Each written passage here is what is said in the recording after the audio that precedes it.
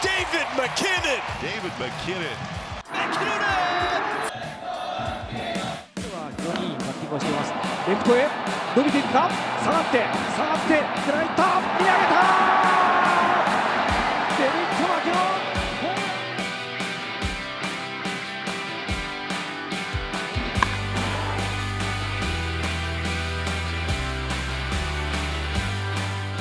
Why do you look so formal? I usually see a countdown, 5, 4, 3, 2, 1, go. I think you just missed it. Anyway, Welcome back. Jeez, can we just start this episode, please? This is gonna... Yeah, okay, sorry. Welcome back to Pacific Swings Q&A, where we pretend...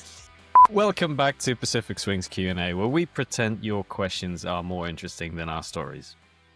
Speak for yourself. I've got great stories. The people love to listen to me, you know. I'm Dave MacKinnon, living proof that you can play professional baseball in 3 countries, technically 4, and still be confused by just basic human interaction and how to say words. You've excelled at that. I'm Jasper Spanjart, and this is a show where we somehow convince people that we're experts, despite David's inability to get any names right in basic Japanese on Twitter.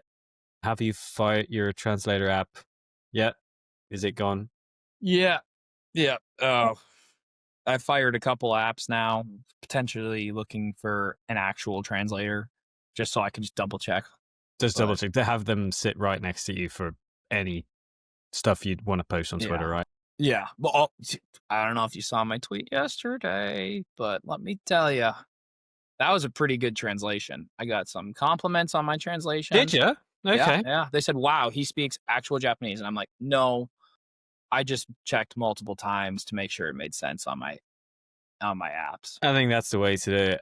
Anyway, today we are answering more of your questions. And I have to say, I think people are way more thoughtful than we probably deserve. Yeah, I mean, some of the questions you guys are asking are probably better than our actual episodes. Should we be worried about that? I don't know. We might hire a few as a producer, but let's dive in right away. And see, what brilliant insights you're going to get from us this time. First question comes from Astros. Let me get this username right. Astros12252023 on X, who says, recently players who like Cody Ponce, Matt Davidson, shout out to Matt Davidson, we love Matt Davidson on this podcast, have been moving to the KBO. In general, is there a difference in the level of play comparing the comparing the NPB and the KBO from an American perspective, and which do you think is more appealing? Yeah, so the NBA is actually the National Basketball Association. Totally different sport here, okay, Jasper? The NPB, however, the NPB and the KBO, from an American's perspective, like a foreign perspective, when you go overseas, or like you don't really know much, you're told that the NPB is better than the KBO. That's just what you're told prior. There's also a higher earning power in the NPB. So if you go over to the KBO first year, the max you can make is $1 million, which is still a ton of money. Don't get me wrong. Is it capped in the NPB? What? No cap. No. Okay. So typically you're not going to make much more than $1.5 to $2 million, which is a lot of money, right? I believe Bauer actually made $4 million when he was there that first year. I feel like the guys that go over to the NPB are normally big leaguers that are kind of have played for a while and then didn't get a job, and then they go overseas. Well, I didn't play for a while. That's the thing. I kind of had more of the KBO look. Definitely in a foreigner's mindset, NPB is slightly higher talent-wise and higher earning potential. So I think the foreigners, if they have an opportunity, tend to take the NPB over the KBO. And it's also, I think it's tough to say, well, Cody Ponce or Matt Davidson didn't do well in the NPB. Like, did they have enough opportunities to do well in the NPB? I think we talked to Matty about that specifically, and we'll probably hope to get Cody on at some point based on the season he's having in the KBO. Another question. When you face foreign pitchers in the NPB, do you approach them the same way you do against Japanese pitchers? So with the foreign pitchers, I'm off the fastball. I'm looking heaters. So I'm tying myself up for a heater typically, because most of the foreign pitchers are guys that can kind of throw a good heater. Usually it has some good ride or it has some sink. So you're looking heaters usually against the foreigner. You're timing yourself up for a heater. Usually it's going to be 95 or so. Mm-hmm. Sometimes a little harder. You're timing yourself up for that pitch. The Japanese pitchers, I'm timing myself up for their second hardest pitch typically because they were just more like kind of manipulating timing. And so I time myself up more for like maybe 85, 86, the splitter, the slider, the cutter, something that's like in between where they're usually throwing that speed maybe 50, 60% of the time. I think watching Bauer pitch in 2023, he was getting a lot of success with his curveball too, because I just don't think that up and down movement was as common in MPB at that point. No, like his is like a harder curveball where it's like boom, like down. Where a lot of the guys they throw like kind of like that like loopier one where it kind of just pops and it's like trying to get you off your timing. Mm-hmm. Next one's from Uncle Socks on X, and I love this question. Do you think Samurai Japan could win the WBC next year with an all NPB roster? No Ohtani, no Seiya Suzuki, no Yamamoto, no Sasaki. Good question. What do you think? Well, in my opinion, no. Ohtani, would that mean Murakami's also gone? No, because he's not been posted yet. So I would say Murakami's still in the conversation here. Okay, so he's batting cleanup for us. I don't know. You're taking away the three best pitchers for Samurai Japan there. Yeah, you are. Sasaki's healthy. If Sasaki is healthy, you're taking away the three best pitchers for Samurai Japan. And Imanaga can't pitch. Sorry, like that's another guy. Like Samurai Japan differentiates themselves with their pitching. It's not the position players. Mm-hmm. And if you take away their best pitchers, I don't think they win. I mean, it's a very fun sort of scenario to think about, though. When you think about the players who would be playing, like we talk a bunch about, obviously, Tatsuya Imai on this podcast, Hiroto Saiki, guys like that, like... Well, I mean, after this offseason, we'd have to also see who gets posted and who doesn't. Yeah, we'll have to see who gets posted. Because you might also be losing a couple more players to that posting system. I do think they come in second. I just don't know if they have the firepower to get the American lineup out without their top pitchers. I think that makes a lot of sense. Taking Ohtani, Sasaki, Yamamoto away, like you still have a lot of good pitchers though. I'm looking at a stat here. Let me just see if we can formulate who would be the starting rotation without any of the MLB guys. So I think Ito or Imai would be the first starter. I think Miyagi is right in the conversation. I think even Chihiro Sumida is in the conversation. The Lions pitchers. I know Kitayama would be in the conversation. Iori Yamasaki would be in the conversation. Azuma from the Bay Stars would be. He can rake too, by the way.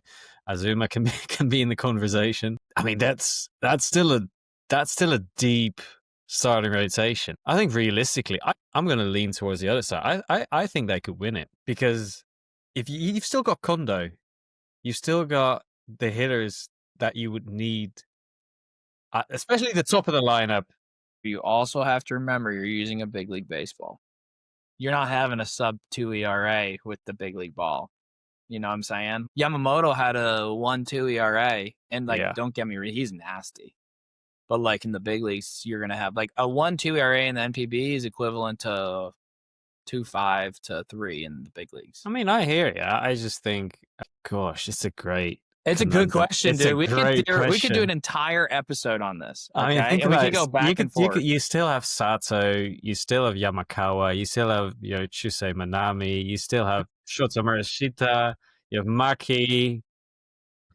The lineup's going to be fine, I'm just saying, can they score more than the American team? We'll never find out. That's a great bit of answering this question. We'll never find out, but I do know that I look forward to the WBC. I can't wait. That's going to be something really fun. I was in Japan when the WBC happened last time, and I got to go.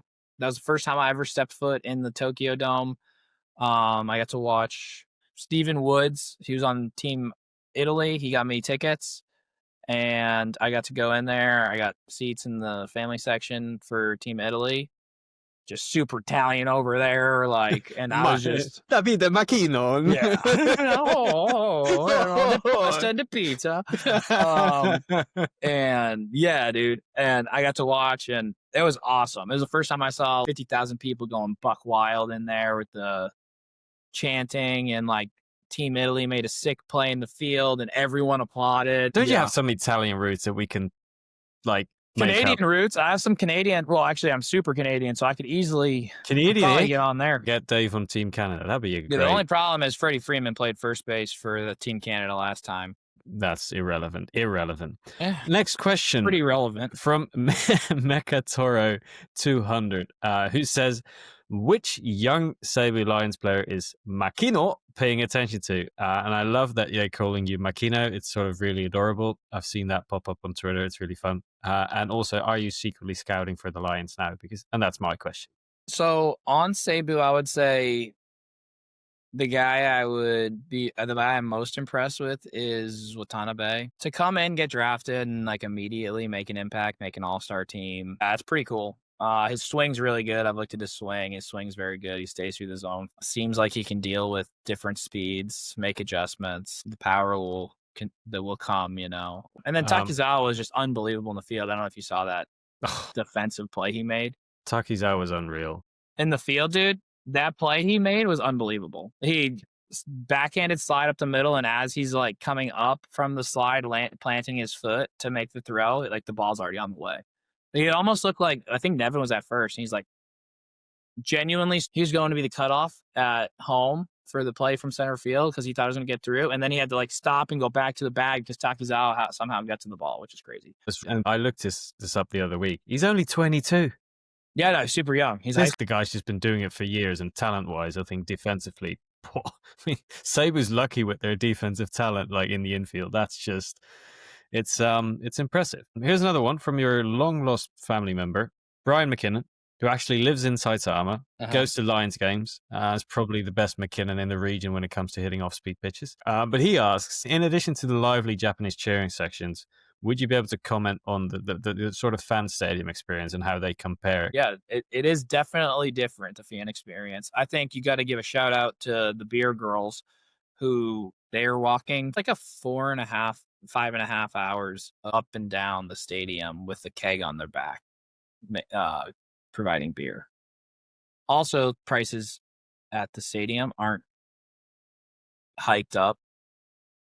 Like I went to Astros game to see Dietrich the other day. He was with Baltimore, and I went to an Astros game and got 2 waters. It was like $15, you know? 2 waters. 2 waters, yeah. And you can't bring anything in, so it's like, oh, here we are, you know? I was really surprised that in Japan, they don't even like check if you're bringing food in. They don't check if you're bringing drinks in. They don't care. No. I can speak mostly about the sporting experience in Europe. Yeah. You go to a stadium, you're going to get patted down because they want to make sure you have absolutely nothing on you. Like you can't bring food into the stadium, you can't bring drinks, you can't bring your camera, you can't bring anything. So it makes for an awful experience. And when I realized in Japan that you could just bring anything you'd like and you can eat whatever you'd like and it's cheap and it's great and it's fantastic. People are actually friendly to you and they're happy you're there. And the food at the ballpark's Dude, good. it's so good. I think that's what my wife has said. Like they'd get there a little early to the game and they would always go get the Japanese curry, the most tasty curry ever. The sauce is unbelievable. Lots of steak in there. My wife and our little one would get that. He was only 1 at the time. They would get that like every time they were at the stadium, you know. There's a play area for our little dude. They probably spent an hour and a half, 2 hours there, and then they would head home after the 3rd or 4th inning. The fan experience is awesome. It's not like in the States. There's nothing like it, you know. Here's another one with a username, and I'm going to really apologize because there's no way we can get this username right, but I'll do my first attempt. So the username is HVDMKOGWGT58740, which is an interesting username, but hey, we're grateful that you're listening. Says, hello, David and Jasper. Are there any young prospects in MPB that you guys are currently keeping an eye on? There was a lefty, Ohtani, yeah. Yeah. With the Buffaloes. And I thought he was unbelievable for his age. He made me swing at a slider that was just nowhere near the plate. Like it almost hit me in the knee and I swung at it. And I mean, I barreled him up a couple of times. I don't think I got a hit against him, but this guy just got drafted 19. He's like 92 to 95. Like, where are they getting these guys? Another guy on Oryx that I was really impressed by, Rio Ota. Another infielder. He's been actually hitting for power a bit this year. He's got 8 so far. The best previous year was 6. I think the guy's just really, really good. I know as a Lions fan, you don't like facing the Oryx Buffaloes lineup when they're all healthy. He's definitely a player that you sort of circle and you look at and you go, there's just talent's just there. Back to Mekatoro 200 who asks, I'd like Mr. MacKinnon. Mr. MacKinnon, can you tell us if there's anything different about Japanese baseball that should be adopted in the majors? So, for example, is the length of training camps, is that something that differs? And which one did you prefer?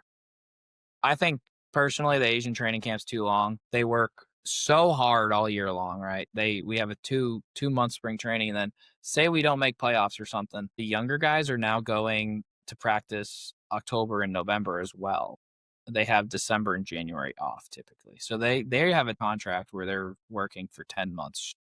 I think there would be more gains if guys get a little bit more time off from baseball to just like hit the weight room and just dive into explosiveness, weight room training to go work on their swings. So I think that's one thing that they could just kind of make the off season a little longer for these guys, maybe add 2 weeks at the beginning of February to like 6 to 7 weeks instead of a full like 9 weeks, and add an extra month of the off season on the back end. It's hard to get back physically in shape in just a month and a half because you still need time to recover. Yeah, I mean, it makes sense. And also, I think the sort of mental burnout that you could very much get into because you need like a bit of time away from the game, I feel like. Yeah. Right, moving on to the next topic. This one's from checked_swing. Has David seen any of his NPB baseball cards, or does he own any? I have all of them. I think we can just share this with the fine people out there. Here he is. Where'd you get that? Someone sent it to me. Yeah. Yeah, it's probably a fake signature, I would say. Yeah, I'll put it on eBay later today. Try and see someone give me $5 for it. I'm gonna put the first bid in. Start bidding at $5. No, but how cool was that though? Obviously, you've received a ton of NPB cards. Yeah. How cool was that? Just to see your name, yeah, I mean, turn it and not be able to read the back. I don't know. And some like one came out and I was hitting like not very good at the time, and it all had those stats up to the point I think I was hitting like 235 or something, and I was like, dang, wish I had my end of the year stats, not these stats. But yeah, no, it's super cool. I have it hanging up actually right on my office wall with my baseball cards. Got a fielding one I saw, which is like fielding at third. I think that was during spring training. And then I got the one that says smash hit. Don't know what that means, but smash hit. And that one's cool. And then I got the gold one, which I didn't send to you because I only have one of them. Sorry. And then, yeah, my little stupid smirk one. But that it's not shiny. It's cool. It's just cool. Great. Look at that. Yeah. Right? Look at that. The background of that story was we had a day off, and a couple days prior, I believe I went 0 for 3 with 2 punch outs against Chinucci in a scrimmage game. They didn't count. I was like, I could not be punching out against this. And just something felt a little bit off. Like I wasn't totally right with my swing. So the next day I went back, and just before the game, I took a couple swings on it. I felt good. And first at bat, bang, homer. And then I think, that was kind of when it clicked. I was always a worker. And I never could just like go do it. I needed to always like work on it and like get the feels right, because I never was just one that was like, oh yeah, I was gifted with a swing, Yeah. Like Mike Trout just had his swing in high school and it looks the same now. Like you'll see my swing in high school. It's like, dear Lord, how'd that guy get to the big leagues? You know what I think we need to potentially? I think we need like a little cartoon character of me at the top of the thing. Next, like Pacific Swings here and then a cartoon Dave right here. And like, as we self-deprecate, mate, it like there's black and blue bruises that like happen. It's like just like a little punch to like a little arm punches him, and like I got a black eye. Like my little character up here gets a black eye, and then like by the end, like did we knock him out, or like was he still alive? Yeah, is he still alive at the end of the episode? Like we poke him, and he's like, oh, he's good. Trust me, once we get a bit of budget going on, we'll definitely invest in that. I think it's one of the first things we'll have to. I came up with that right now on the spot too. I think it'd be a great idea. Some more questions. One from Graveyard Ball. Did you have to pay for any of the trains or buses within the Seibu bus or railway network, or were you given an employee pass to say, Mr. MacKinnon, I'm traveling for free today? That was one of my tiffs I think I had with Ooh, gosh, he's opened the door here. Yeah, he did open a door there. So I know the Japanese guys would get compensated to go to and from the stadium on like a monthly basis or whatever. I don't believe the foreigners did. I think we paid our way. We put the yen on our travel card and we paid our way back and forth. Maybe it was because we had we get a lump sum for travel at the beginning of the season, but I thought that was just to get overseas, like with everything. Maybe that's supposed to cover everything. I don't know. I have no idea, but we did not get any money to go on Seibu, especially since Seibu owns that line. You'd think they own the line, yeah. Yeah, I mean, maybe not the Yamamoto line, but the Seibu line, you'd think we would get a free travel, Yeah, you're probably on some of the billboards in the... Literally, I was on the actual train. Yeah. And I was like, I got to pay to get on the train. To get on this train that has my face on it. And that's kind of backwards. It's kind of backwards, but kind of funny anyway. Another question from Mekatoro200. Having experienced the US, Japan, and Korea, which countries' umpires were the best or the most accurate? Well, the most accurate would be the robot zone of Korea because it was a robot zone. Now, the big league umpires are almost like robots. I'm going to be honest with it. They are very close. Another to robots. hot take by you, yeah.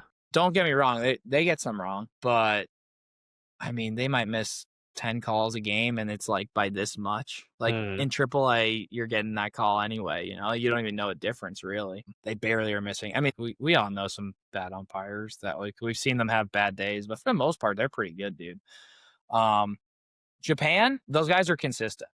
The zone's just slightly wider and it's just not as hot up and down. It's just a little bit bigger for certain guys, Now, for the guys that have established themselves, I mean, it's a little bit different. It's the same in the big leagues, so you can't really get mad. But like the zone almost honestly kind of shrinks in the big leagues if you're a good hitter.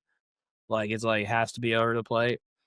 Where like I felt like sometimes the zone was like legit, like it was a normal zone for the established Japanese hitters, and then it would get just bigger if you. Like it would be that way. Rather, like in the big leagues, it went this way. In Japan, it kind of went that way. Here's a thoughtful one from THX_Finn, who says, I'd really love to hear both of you talk about the relationship between baseball and the media. And do you think players today should actively take part in media appearances or use social media to build a connection with fans?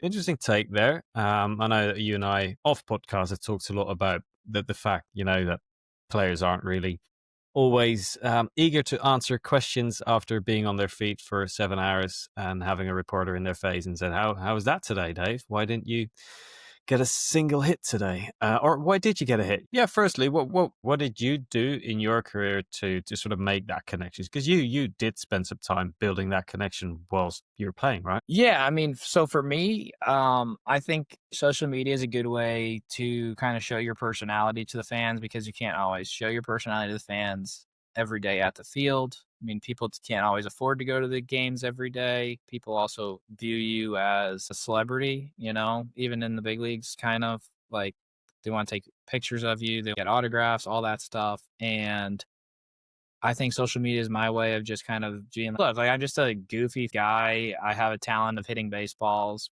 but I'm pretty similar, like in like hitting just baseball. A normal guy. Dave's just like you people. I am. I'm just normal. I might be a little bit funnier than the average Joe, but I like to think I'm funny on Twitter and stuff and come up with funny, self-deprecating, goofy jokes. But yeah, no, that's just a good way to show your personality. Just a good way to interact with fans. Like you can surprise some fans, like they'll tag you and we get the tags, so sometimes we'll get your tags and like, if you send something funny and you're like, oh, like he responded or like he quoted my tweet or like, it's just a nice way to interact with fans and like build a fan base and kind of keep the fans on the toes. Like, what's MacKinnon going to say? Like, is it what stupid things he going to come up with today? Oh, which Japanese name is he going to butcher today? That's what you never know what Japanese name I'm going to butcher. No one's safe. No one is safe. No one's safe. I mean, it's definitely interesting. I do think the relationship between the media and athletes has evolved, thankfully. But I feel like there's still just sort of a discrepancy between those creating content and those literally having to show up at a ballpark and ask a few players questions, and the guy doesn't want to be there. Like the PR person standing right next to you doesn't want to be there. It's just a sort of marriage of three people who don't want to be there. Literally, that's what every post-game interview has ever felt like to me. And it's so hard to sort of break through that too. Yeah. Because I think of it from a media standpoint. I want to shed the best light possible on this player. I just want to give them the best opportunity to represent themselves, have a bit of their personality come out. But you're doing it at a time when they're freaking tired. They've just played a game. It's just like Post-game stop doing that. Stop doing any of the post-game stuff. Do pre-game stuff. I think that you get the best out of me pre-game.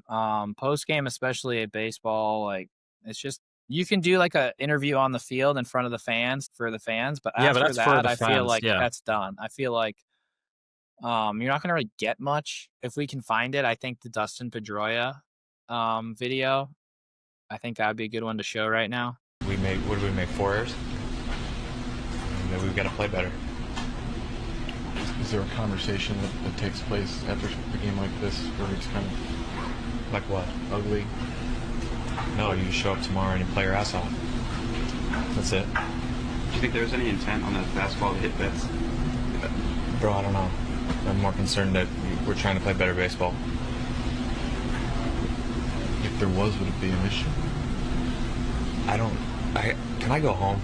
This is ridiculous, man. We're trying to play baseball and win games. I don't have time for that. And that's just like how you feel after a tough game. No one wants to talk about it. Baseball's such a long season where you're just like, dude, we're going to come back and do this tomorrow. We weren't going to win 150 games, you know? It's just not going to happen. Like, we're going to lose. We're going to have bad games, especially as a team. You're going to lay some eggs as a team. Yeah. It's just going to happen. Like, it's going to happen. Like, talk to me tomorrow about it if you want. But, like, I try to be as good as possible, as positive as possible. But, like, yeah, just ask better questions, you know? See, that's where I think there aren't any good questions.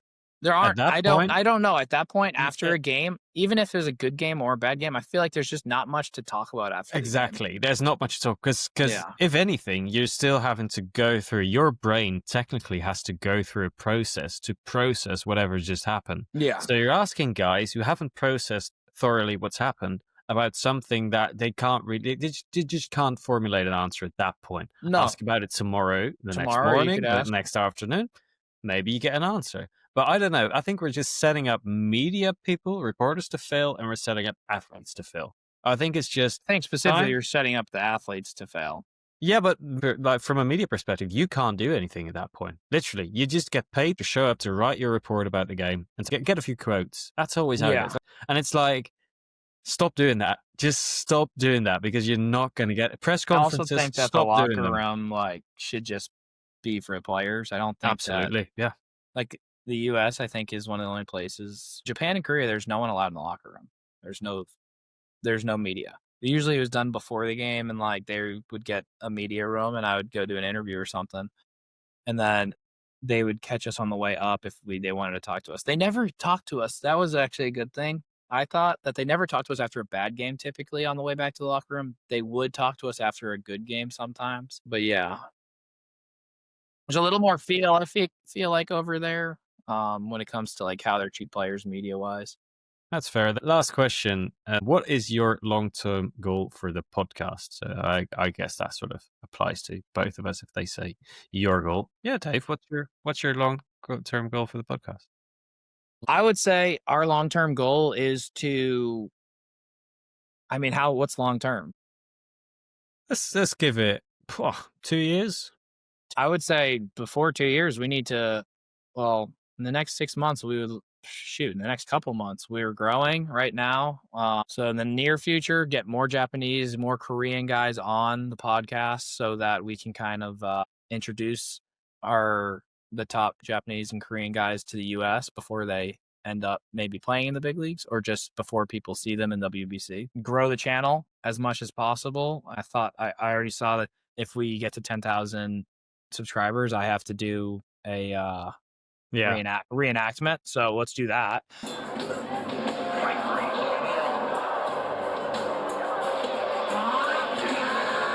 Yeah, it's the reenactment will have to happen. I would say within our year goal would be get to 10,000 subscribers Mhm. by, I don't know, hopefully the next 6 months. I give that 6-month goal, 10,000 subscribers. Get to Japan in the next Get to year to Korea. do, and well, Japan and Korea to do live shows and bringing the show overseas and bringing it live and creating a real business out of this, you know? Absolutely. I think we just love to do events like that. Yeah, I mean, the brains behind this is Jasper. So what do you see? Because I have Yeah. my own goals and stuff. Like, Yeah, so but, I like, always what do find you it like see? you can't numbers watch. So I'm not too. I know No, you can numbers watch. I watched my whole career. you've My whole career. You can numbers watch, and look where that got you. Pretty good though. It's pretty That'd be a decent. knockout right there. It'd be a little cartoon Dave knockout. Cartoon KO. No, I think it's hard to numbers watch though, because I think when you look at numbers in terms of views, clicks, all of that, it's very easy also to find dissatisfaction. So you always going to want more. You're always going to want more clicks, likes, all of that good stuff. I think we just continue to build the channel and look for ways to get to Japan, get to Korea.